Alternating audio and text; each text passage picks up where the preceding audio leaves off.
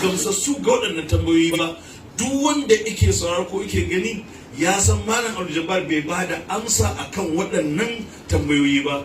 Kuma maganganu da yake yi na ilimin hadisi, duk wanda ya san ilimin hadisi ya san maganganu ne da yake caccakuɗa maganganu waɗanda suke wato waɗansu su ba akan doron ilimin hadisi yake gina su ba. Don haka mai girma kwamishinan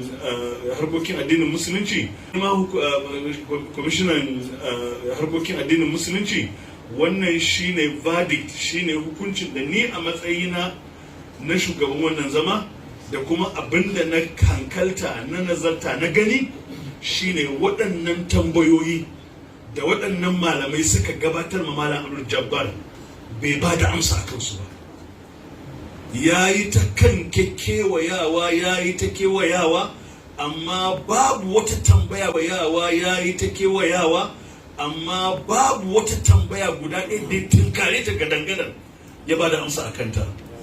Wannan kuma ya rage ga wato gwamnati ta nazarci wannan abin ta san matakin da za ta ɗauka. Allah ya datar da mu. Muna godiya ga ni musamman ina godiya akan wannan alfarma da aka yi mun ba dan na fi kowa ba.